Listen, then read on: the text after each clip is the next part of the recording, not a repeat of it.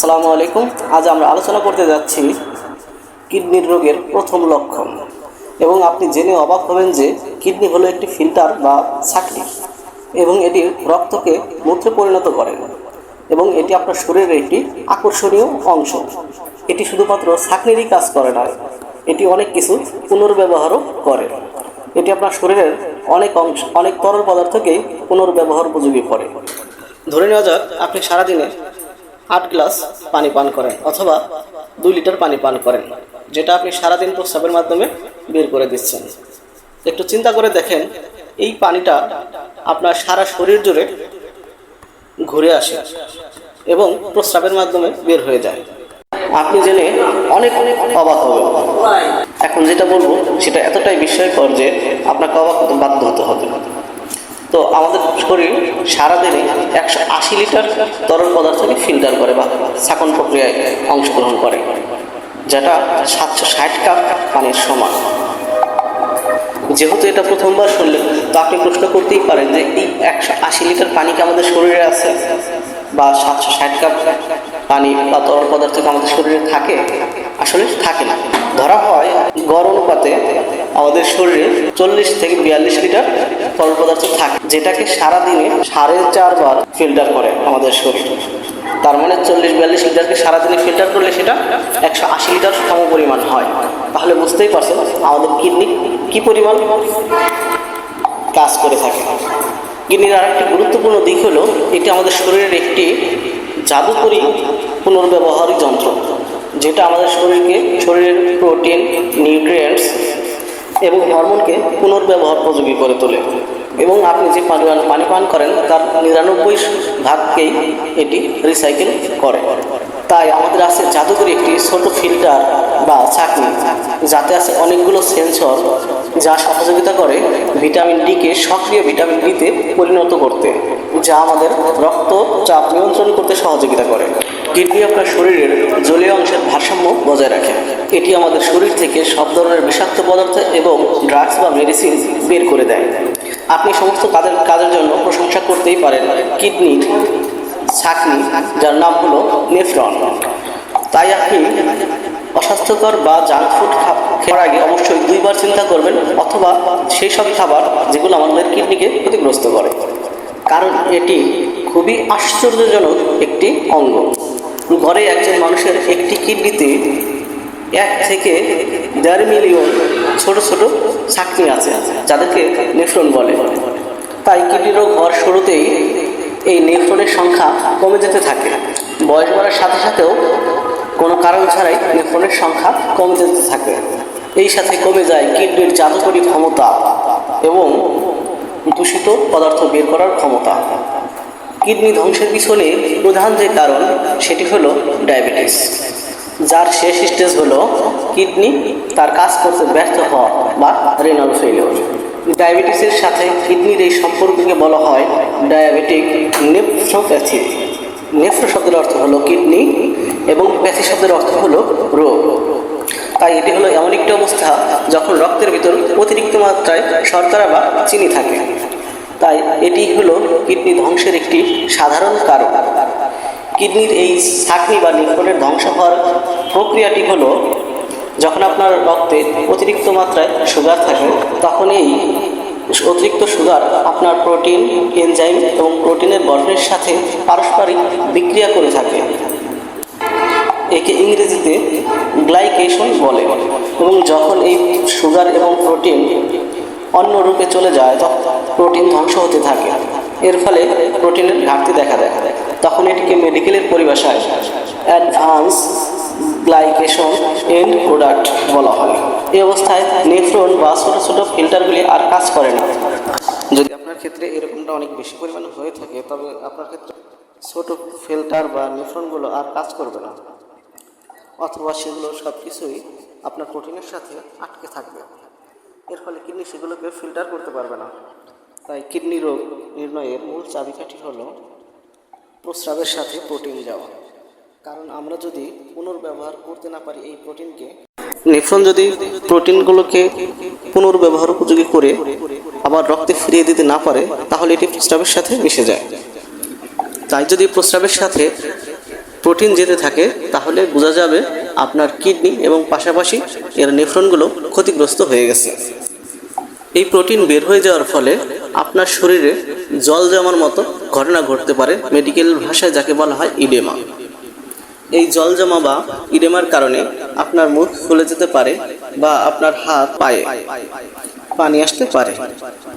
Kidney রোগের ব্যাপারে সবচেয়ে মজার ব্যাপার হলো এই ধরনের লক্ষণ পেতে মোটামুটি 10 বছরের মতো সময় লেগে যায় আপনার প্রথম লক্ষণটি দেখার জন্য।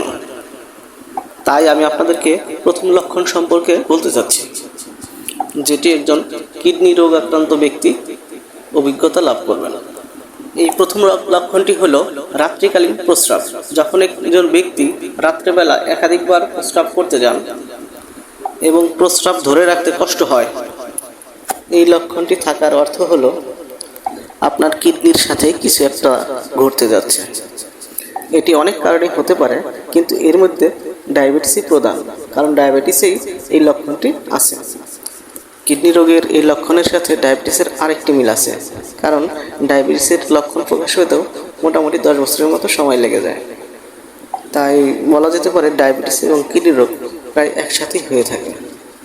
ডায়াবেটিসের ব্যাপারে আরেকটি কথা, সেটি হলো এটি আমাদের 4টি পেশি বা টিস্যুকে আক্রমণ করে। তার মধ্যে একটি হলো কিডনি, যার ব্যাপারে আজকে আমরা কথা বলতে যাচ্ছি।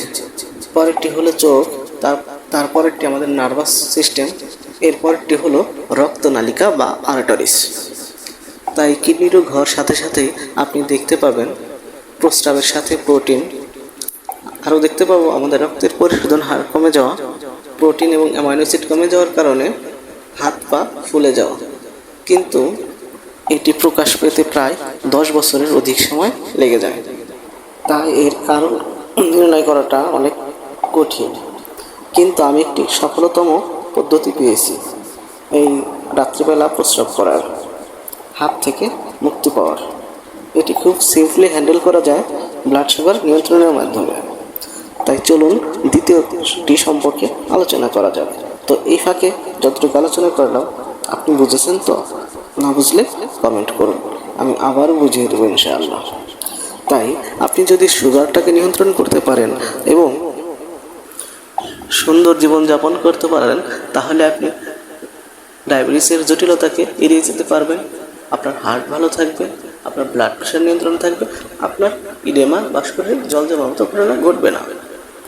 তাই আমরা যদি আমাদের জিহ্বাতে কোনো ধরনের সুগার বা কার্বোহাইড্রেট জাতীয় খাবার না দিই, আমাদের ডায়াবেটিস বাড়বে না।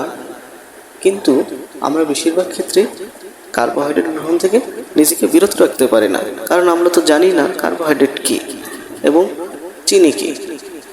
চিনি তো আমরা সবাই চিনি, সেই চিনির থেকে আরও মারাত্মক হলো কার্বোহাইড্রেট, যেটি রুটিতে এবং ভাতে প্রচুর পরিমাণ থাকে।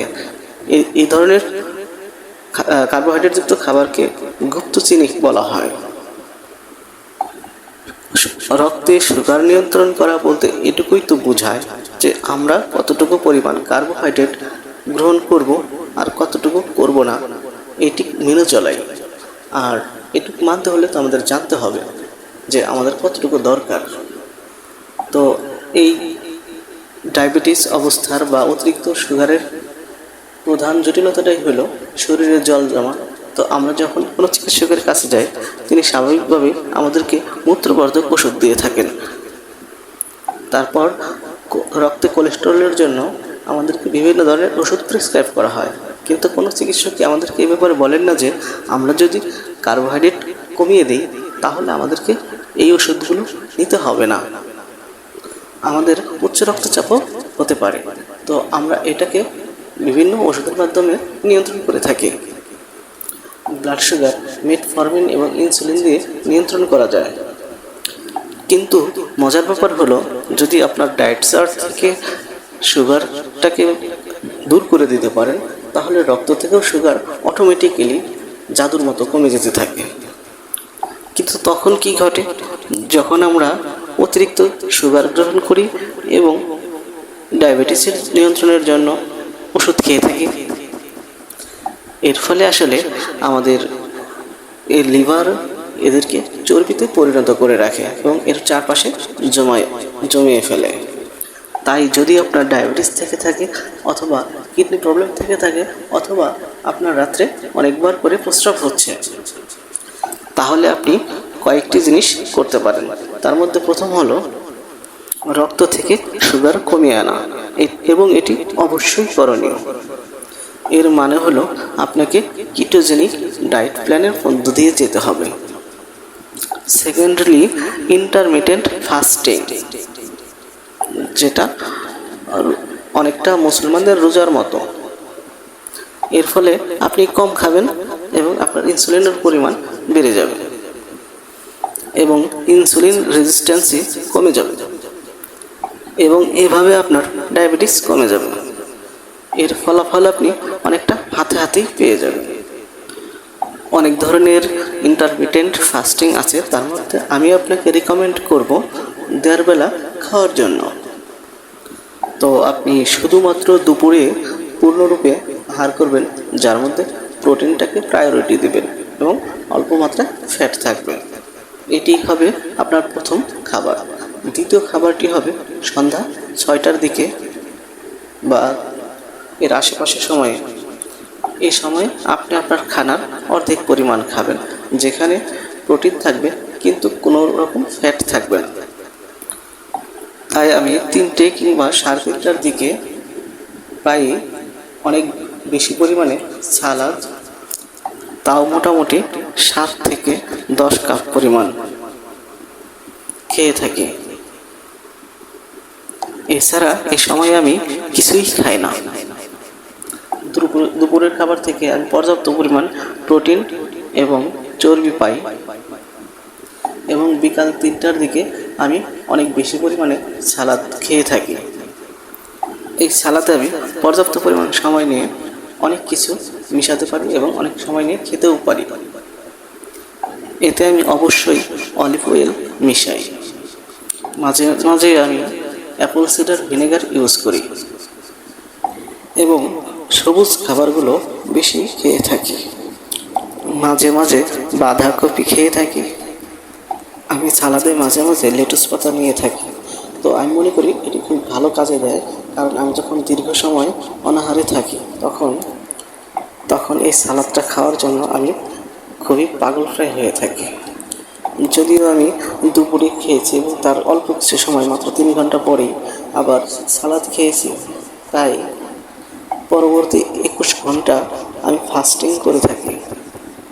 তাই একজোড়া গুরুত্বপূর্ণ বিষয় হলো, আমি সালাদের সাথে যে ভেজিটেবল খাচ্ছি, এতে আমি দুটো দিকেই লাভবান হচ্ছি। এ থেকে ভিটামিন পাচ্ছি, অন্যান্য নিউট্রিয়েন্টস পাচ্ছি এবং খনিজ লবণও পাচ্ছি।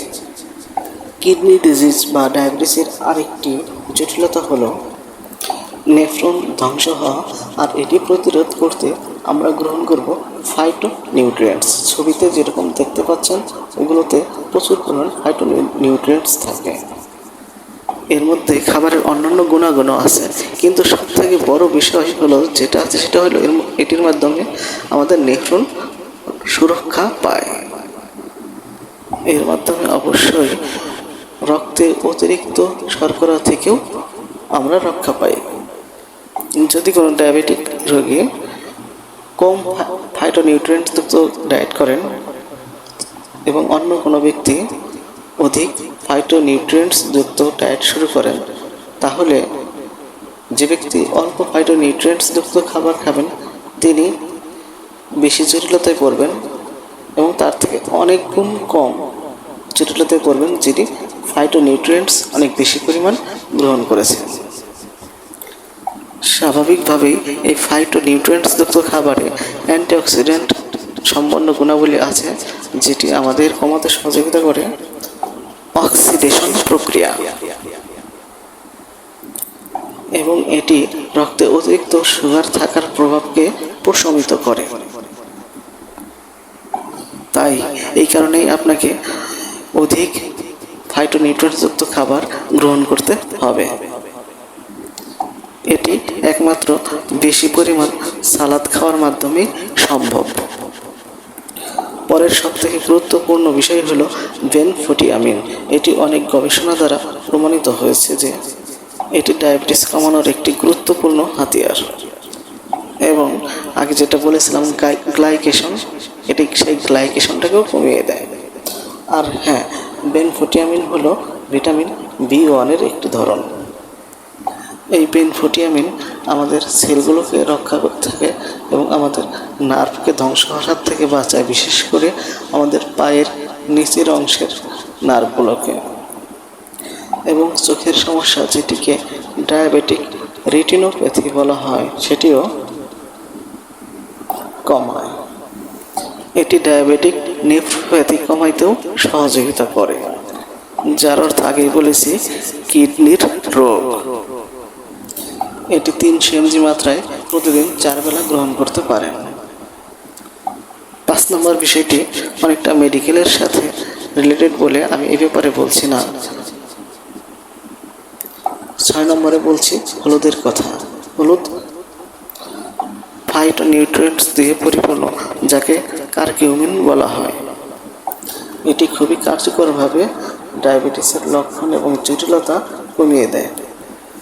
যদি আমরা সত্যি ডায়াবেটিস এবং তৎজনিত অন্যান্য সমস্যার সমাধান করতে চাই, তাহলে ইন্টারমিটেন্ট ফাস্টিং এবং কিটো ডায়েটের কোনো বিকল্প নেই। কিন্তু একই সাথে আমরা আরেকটি ভালো কাজ করতে পারি, আমাদের খাদ্য তালিকা থেকে কার্বোহাইড্রেটের পরিমাণ কমিয়ে দিয়ে। যদি আপনি সত্যি এটি করতে চান, তাহলে এটা আপনাকে প্রমাণ করতে হবে যে আপনি পারেন নিজেকে সুগার মুক্ত থেকে জীবন নির্বাহ করা এবং নিজেকে সুস্থ রাখা।